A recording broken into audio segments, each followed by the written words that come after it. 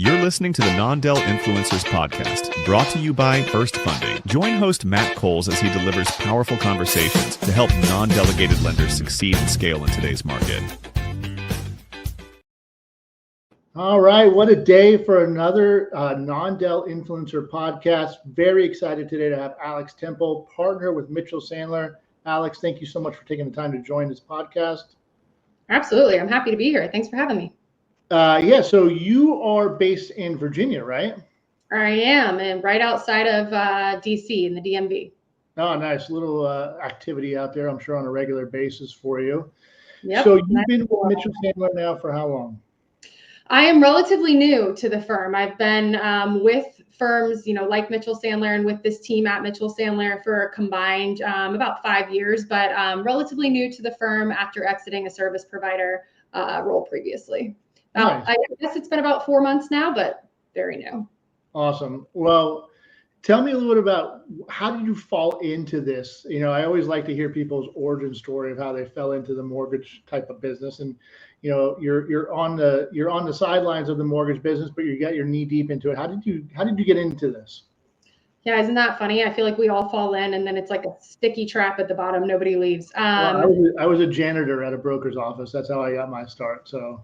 That's so funny. I didn't know that. So I actually, my husband is from the area. I'm from Ohio originally. I came to DC for law school, but one of my husband's really good friends' fathers was the founder of a large mortgage company here in DC. And as I was really looking at what I was going to do post law school, mortgage was not on my radar. Again, I feel like, as many of us say, but they were sort of looking for in-house help. The LO comp rule, which is, obviously a hot topic today, but it had really just Reg Z and the CFPB's version of the comp rule had just really hit not that long ago. Everybody's sort of trying to figure out what that meant, and they were looking for some help. So I decided to join and roll up my sleeves and get knee deep in regulation. Again, I don't know why I made the decision, but I have just followed the stream as it's flowed since then and haven't left.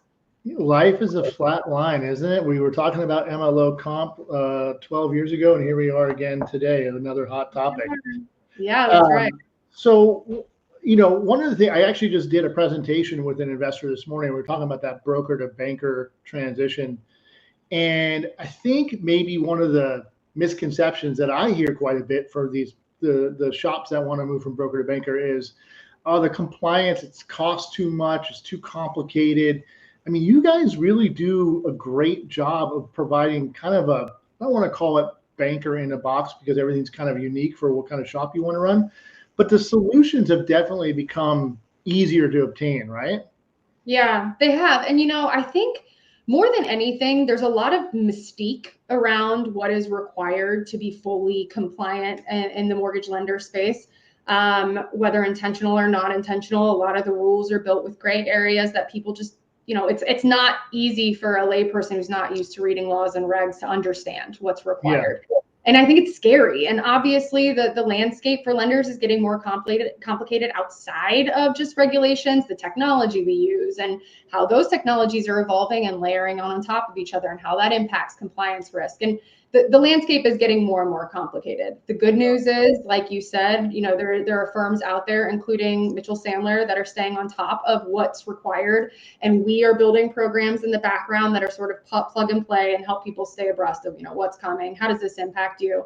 And that's not to say, again, it's ever evolving and it's complicated, but it's really about making sure you partner with the right people who understand, The mortgage industry is infamous for making a statement, not a rule, right? A guidance, I guess is what you'll call it. And then everyone gets the chance to interpret it how they wish. And sometimes statements are made like in passing at a conference. Sometimes they're put out in supervisory highlight. You're right. Or put out on Twitter or whatever. So yes, a lot of things happen in our industry. One of the things that's been a topic of conversation a lot recently has been MLO comp, right? Yep. We knew that there were some rule changes coming. I think it's up for discussion or guidance or open for commentary right now. And I think what we do in our business is we assume we know what it's going to look like when it's done. And we are, in my opinion, pretty far away from any final regulation or any change being enacted. What's your feeling, and what are you seeing on your side of it? Yeah, I think this is where people get nervous is, these big shifts, because it is such a complex landscape. When you add a new layer or make a big change to a regulation, that can mean quite a bit of time and money, sort of redirecting the ship, trying to get yourself back compliant or understand the rules and how they're evolving, right? So LO comp rule was, there was a rule submitted to the OMB, or a notice submitted to the OMB that they're going to be looking at the LO comp rule. What was really scary is in the title, it said semicolon rescission. And that was not the case. They submitted 5 rules for review at the same time. All of the other rules looked like they were going to be revised, but the LO comp rule specifically said rescission. Do we end up with a full rescission, a partial rescission, or some sort of revision rather than rescission? Nobody knows at this point. And what does that timeline look like? Like, we get this big scary announcement, and then is it a year? Is it 2 years? Could it change upon administration changes? What does it look like? It could certainly change upon administration, and it most certainly would actually change if there was administrative change. I would say, again, nobody knows, and that's not a super satisfying answer. But the way the CFPB is operating, obviously, we all know there were some major governmental pullbacks overarching outside of just the CFPB, but impacting the CFPB as well. And while that could mean it slows things down because, the CFPB is operating with a smaller team, it could also mean that they've sort of narrowed scope and are getting really specific about what they're looking at, and we could see a really fast timeline. So I don't know is the short answer. I don't know how quickly we're going to do this. I would say within the year, certainly, is my estimate or my best guess. But exact timelines left to be unseen. But I will say,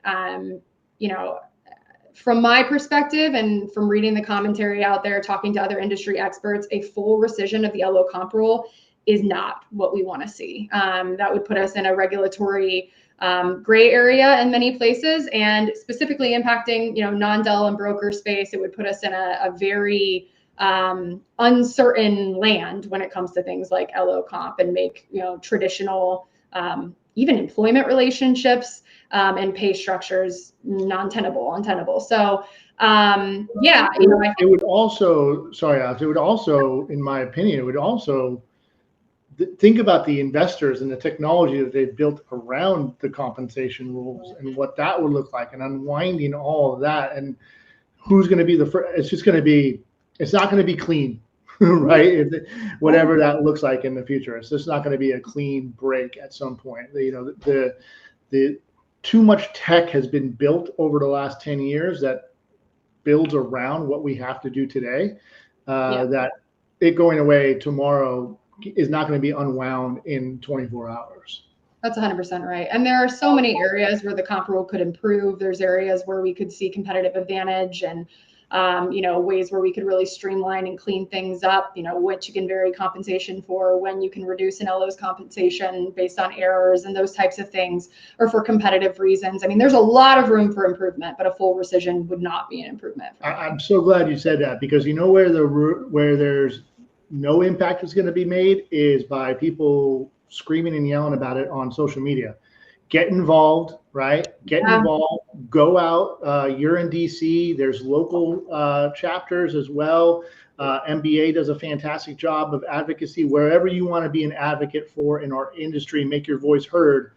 Don't complain about it on social media. Nobody sees that, right? So the MBA does an awesome job, and like you said, I feel like mortgage for there's a lot of positive and negative things to be said about the mortgage industry. A big positive, there's so many advocacy groups who are loud, they're active, and like you said, they're looking for participants, and there are plenty of places that you can get involved. So certainly do so. Awesome. Well, you did say something that is also a big part of conversation, which was this idea that the CFPB has kind of lost its teeth, right? And or is not an overarching, eye on our industry anymore. But from when I talk to people, it's, people that are much smarter than me, a lot of that weight is now falling back into the states, right? The state auditors and the state requirements. What are you seeing on that side of it? Yeah, it's falling on them, and they're picking up the torch and they're running with it. And we've seen this before. This is not our first rodeo. The last time that Trump was in office, the last Republican, these things are very predictable in a certain sense, although I don't think we predicted what's happening now. But, last time we were in this environment, we saw the states become very active. We saw them become active in ways that we did not want them to be active. Picking up and running with enforcement of rules that they don't fully understand, that they don't traditionally enforce, things like fair lending and redlining, things like LO comp that are rather complex and again are not traditionally in their purview, but that they did attempt to enforce actively last time around. What I'm seeing this time is definitely a ramp up in, you sort of feel like a crackling energy. You're starting to see the states put out, rules of their own on things like AI, on things like data privacy and security. Everybody's starting to, ramp up their purview and really build out parameters around what they expect lenders to do. And what I anticipate to see is more and more enforcement actions, more and more, not only, requests for examination, but aggressive action by the states. Already I've seen things that are not traditionally, when we are in other types of little bit more lax environments, you don't see things like first communication from a state is, revocation of license. You see like a request for an investigation or, a meeting. And I've seen already, a couple of bang, they're coming at you and saying they're going to revoke your license, which is, right out of the gate, an aggressive stance. So I think that we've seen this before and we'll continue to see it over the remainder of this administration. You said something that was fantastic. You mean LO should not upload borrowers' tax returns to ChatGPT to figure out what the income is? Might be a violation of privacy laws. That might be problematic. And it's so funny. I think OpenAI, to their credit, has done a wonderful job of making you feel like you're in this like safe little cocoon chat bubble with your personal AI assistant. That's just not the case. It's funny, we're in like tech version 1.0 of AI in general, and it's going to continue to get more advanced and more useful. But it's also because we're in version 1.0. We don't yet know, the ramifications of some of these things, but using some basic common sense and following the rules that are starting to come down the pike. Yeah, we most certainly should. Well, listen, AI, we can get into this whole conversation. There's, as great as it's going to be, there are going to be bad characters in this world that are going to try to leverage it and get into it and take advantage of all the data that's being uploaded into it, for sure. Absolutely. And listen, there's only so many actual privacy options available on, ChatGPT right now. Obviously there are AI, chatbots and things that are built specifically for companies, much smaller, closed world, but you sign up for a pro version of ChatGPT and all you can really do is say like, hey, don't use my data to improve the model, but that's not much by way of protection of your data. So I'm a loan originator. I run a non-del shop, knock on the door. It's the state auditor. Like, what is that? When do they call you and say, hey, listen, I'm getting audited or I have findings on my audit? What's the best time that you find to help a partner when they're going through an audit? Yeah, I would say a couple of things. Thing one, if you are new to a state, and you haven't yet put rigorous compliance controls in place or haven't yet done a proactive audit of your loan files or of your processes, and you have a state knocking at your door asking to see loan files, which is usually their first step. Hey, we want to see all your origination volume or your loans, a sampling of your loans from this time period. You should probably talk to us. We should do a proactive, or someone, we should do a proactive look at what are they going to see? Let's try to get ahead of it. Really what states aren't normally coming in, or any regulator, and wanting to put you out of business. What they want is to see that you comply with the protections they have in place for consumers.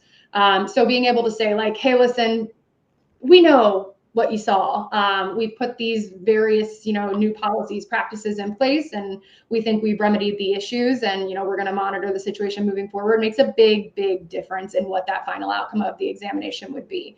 That's scenario number one. Scenario number two is maybe you've been in a state for a while. Maybe you feel like you fully understand what's going on in your lending landscape in that state, but all of a sudden, things have taken a turn. You have a finding you don't understand, or you think you do understand and the regulator's wrong on their stance. And that happens all the time.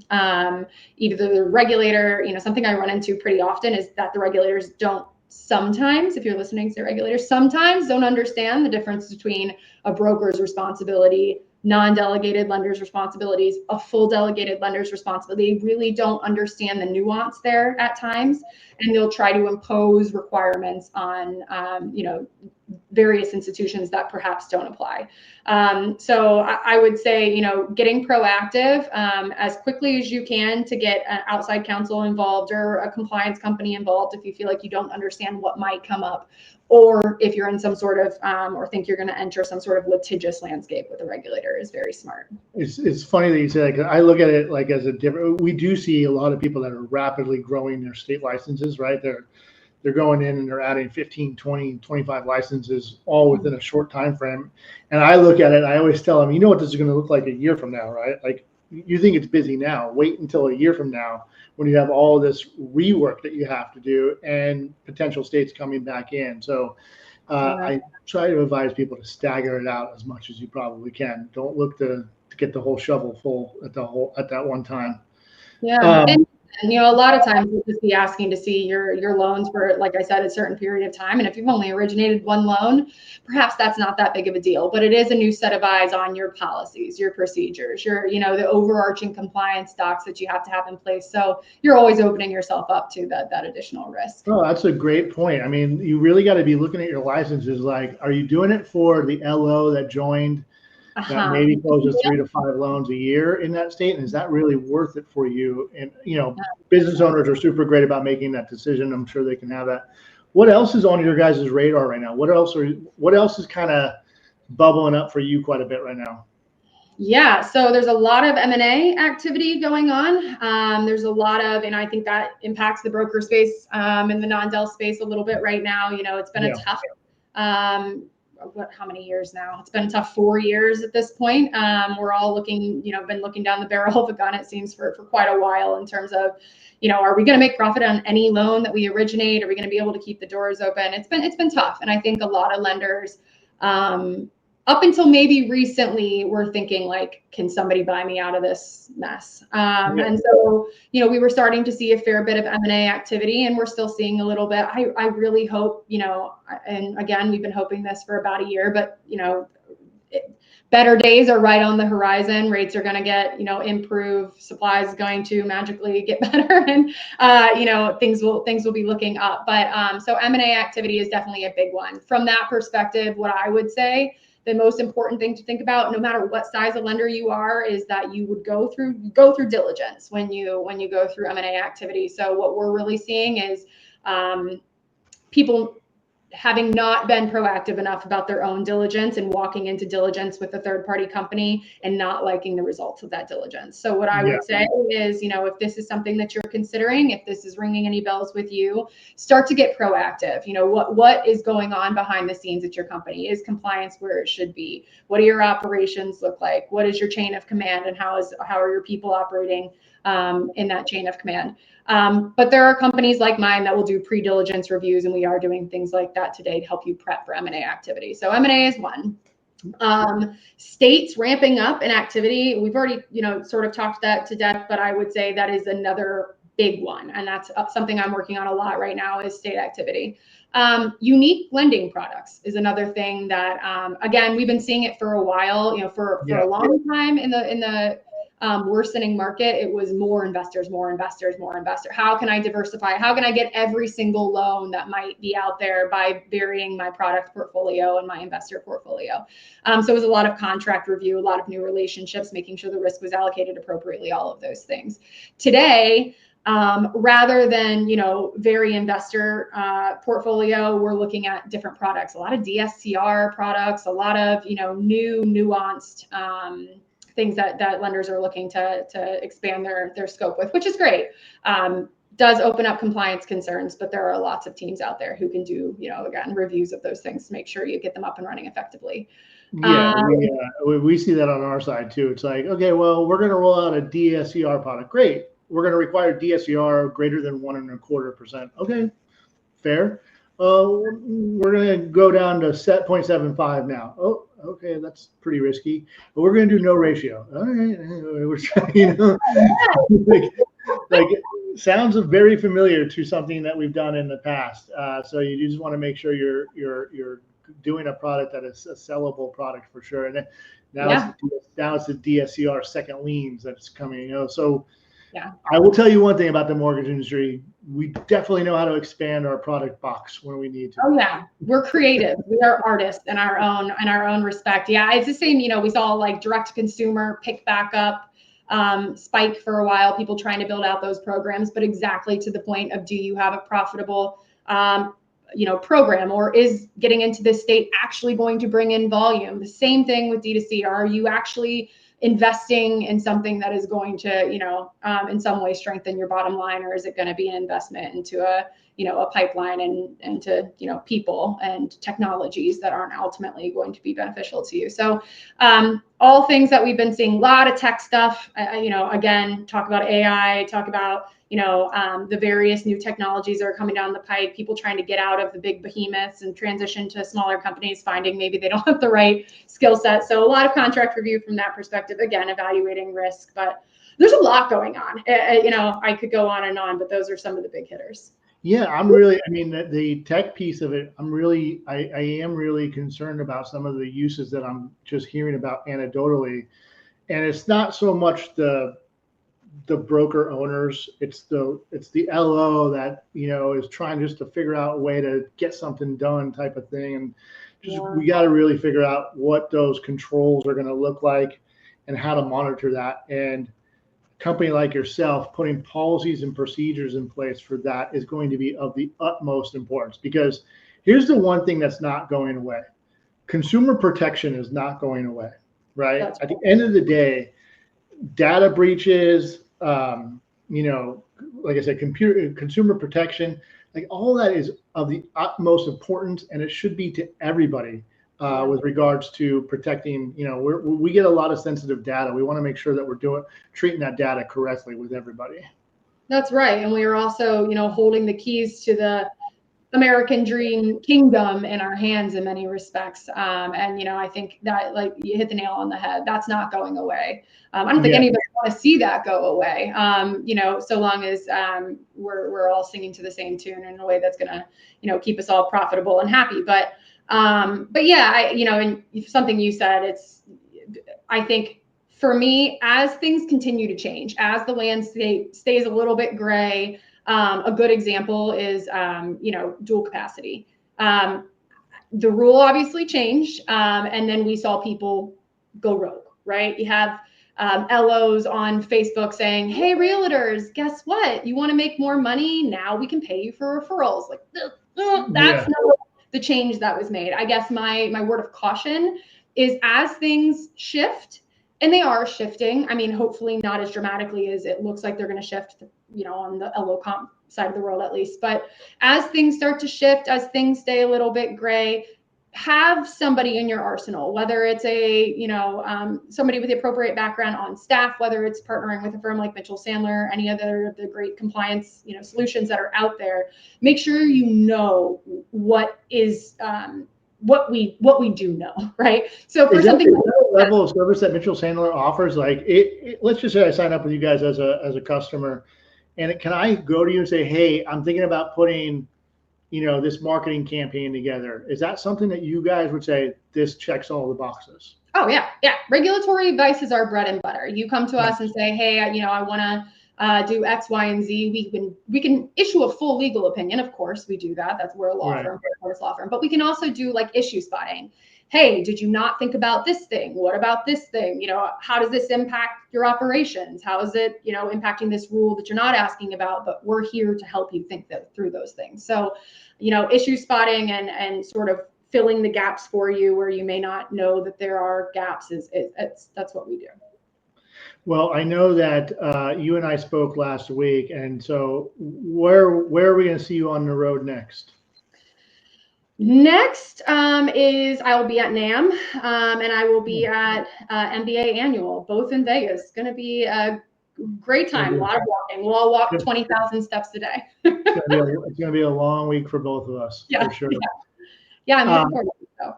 All right, Alex, how do people get a hold of you if they want to, start the idea of like, hey, I'm thinking about making a move to banker. Tell me what services are available, and we'll just go from there. Yeah, my direct email address is atemple@mitchellsandler.com. You can always find us on the website, mitchellsandler.com.